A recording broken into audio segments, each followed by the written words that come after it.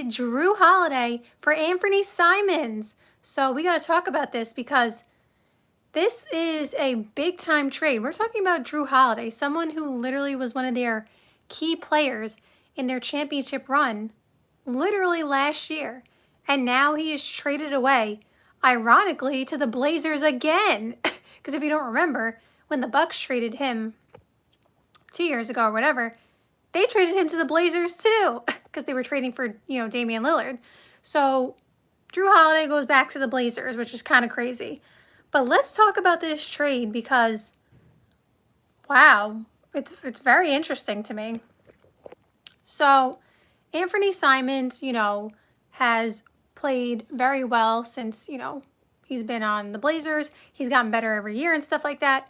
And so he is someone who is a really good scorer. Like, you can pencil him in for, his 20 a game. And also, he is really good at, getting hot. So what I mean by that is, when he's hitting his threes and stuff like that, he may hit, 6 in a row. You know what I'm saying? He has that ability. So he has that combined with the scoring ability. And obviously, he can pass the ball and stuff like that as well.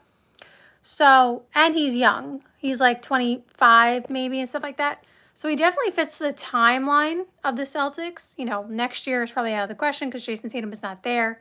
But you know what I mean? He still is on their timeline. But this is a really interesting trade to me. And I am not sure how I feel about it yet. It literally just happened a few minutes ago. So I'm giving you my initial reactions here. And here's the reason why.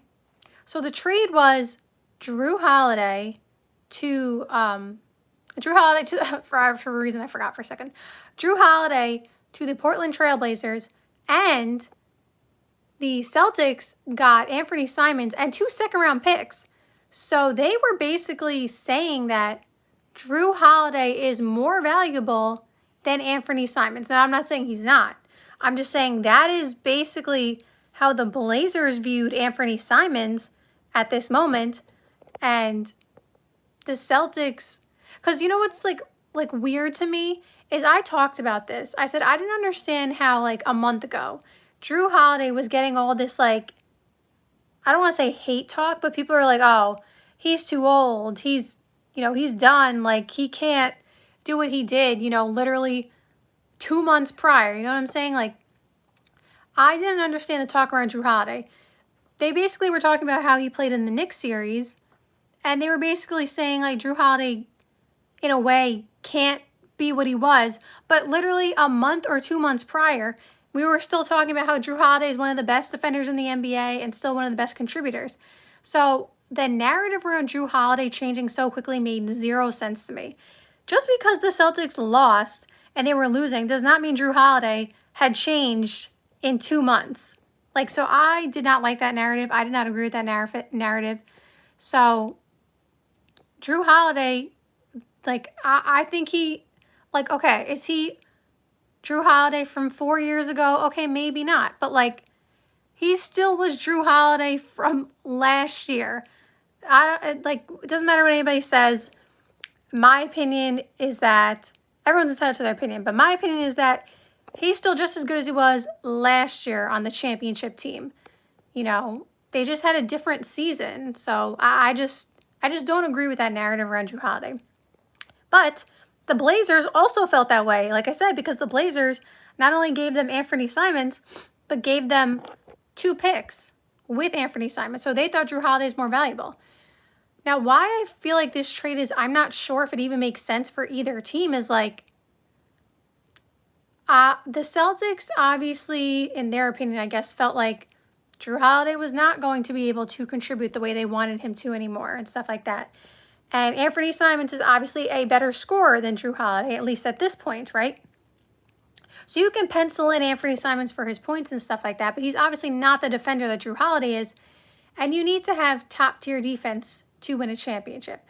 Now, that doesn't mean everybody else, isn't going to be able to play defense. I'm not saying that. I'm just saying, Anfernee Simons is not the defender that Jrue Holiday is. You're trading, I guess, more offense for less defense, and that just depends how it works out. I think Anfernee Simons fits what they want to do in terms of like wanting to shoot the three a lot. He can create his own shot. That's definitely something good for them because I think they did and do need more shot creators, you know, like creating for their own self. Although Jrue Holiday could create his own shot too, but like it's like it was like a different kind of, shot creation than Anfernee Simons. So I agree with that, Anfernee Simons fits in that sense. And again, younger and still has time to grow. But when Jason Tatum comes back, I feel like they're going to be searching for another Jrue Holiday, if that makes sense. Because, like, maybe you search for a Jrue Holiday who only plays defense, but I feel like you still need to replace Jrue Holiday's defense. We saw this with Milwaukee, and I said it the moment the trade happened with Damian Lillard. I said they had to make a move because they had to do something because that roster, like the way it was, they just kept getting knocked out, right? I thought they were going to make a move to trade Chris Middleton at the time. They ended up trading him, now or later on. But they traded Jrue Holiday, and I thought that was a mistake. Now, I also thought it was a win that they got Damian Lillard because Damian Lillard, we know what he can do. Like, scoring-wise, like, Damian Lillard can get you 30. Unfortunately, Damian Lillard, tore his Achilles now, which is so sad. We hope he heals up soon. But I say all that to say, when that trade happened, I was like, I agree that they had to make a move, and I don't fault them for trying to get Dame, and the only way they could get Dame was by trading Jrue. But I was also like, I don't know if I would trade Jrue. It was like a catch-22 to me because I was like, there's no way. Like, Jrue's impact on defense, on even running point and stuff like that, and running plays and settling the team down, and his scoring, he was, kind of a big-time scorer for them. Now, if you look at his stats, it's not going to say he averaged like 25, but like when they needed him to get 20, he got 20 every time. He's clutch. He's smart. He literally doesn't make mistakes. So when the Bucks traded him, I wasn't like it's a loss because I was like, I understand why they went to get Dame, but at the same time, I also thought it was a loss. Like, I don't know if that made sense. It was just like, I felt like it was a win and a loss at the same time. Like, my thought process was basically like, I know it probably wasn't possible, but get, Dame, keep Jrue, and trade Chris Middleton, only because Chris Middleton, unfortunately, has the health, the injuries and stuff like that. Otherwise, Chris Middleton is like top tier for them. Like, when Chris Middleton is healthy, clutch. But it was just the fact that, he can't stay healthy at this point. Not about his game, just his health. So I guess the Blazers, at that time, were not interested in Chris Middleton, at least not to the level of Jrue Holiday. So fair enough. But I bring that up to say, I think the Celtics are going to have this same feeling. And it's not anything to do with Anfernee Simons, the same way it's not anything to do with Damian Lillard. Ironically, it's the same team again. But Anfernee Simons is going to bring scoring. He's going to get you a bucket. He's going to do a lot of good things. He's very talented. So I think Anfernee Simons is a positive to add to this team. I just wish if I were the Celtics GM that we could have done this without trading Jrue Holiday. Now, again, I know that's probably not possible because of the interest in Jrue and obviously the salaries, and I understand that. I'm just saying, I think in the end, they're going to go out on the market, and maybe there'll be someone at that point when Jason Tatum comes back after next season to go get someone who does what Jrue Holiday does on defense, and that's kind of impossible to find because there's only one Jrue Holiday. Like, there are other good defenders in the league, sure, but Jrue Holiday is very special on defense. And again, his ability to be clutch and settle down the offense and just so smart, like so smart. So I think they're going to find themselves in the position, like the Bucks were, where, yeah, we have Dame, but now we need to add Jrue Holiday with Dame, you know what I'm saying? So I think it's a win for the Celtics in that it's literally like my same feeling about the Bucks trade. I think it's a win. I think they needed to make a move. They had to do something because, the money they were spending obviously was something they didn't want to spend, and it was just getting more expensive. And Jason Tatum and Jaylen Brown are about to enter, well, I think Jaylen Brown already entered this year, but Jason Tatum's also about to enter his Supermax, and that salary second apron was looking crazy. So I understand why they did it. I think it makes sense. I do, but at the same time, I do think they're going to miss Jrue Holiday. Is it going to be enough of a miss where it takes them out of the championship contention? That remains to be seen.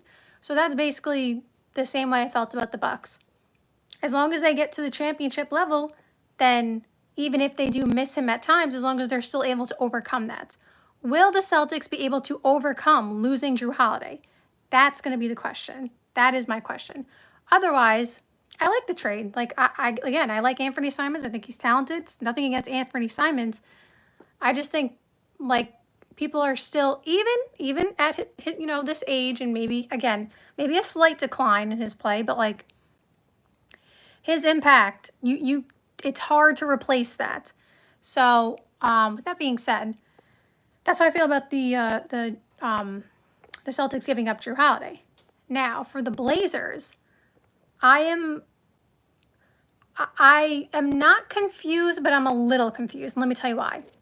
So, Anfernee Simons, he signed a 4-year, $100 million contract a couple of years ago. I don't remember if he got another extension on that. Correct me if I'm wrong. Did he or did he not? I can't remember. If he didn't, his 4-year, $100 million contract is almost up.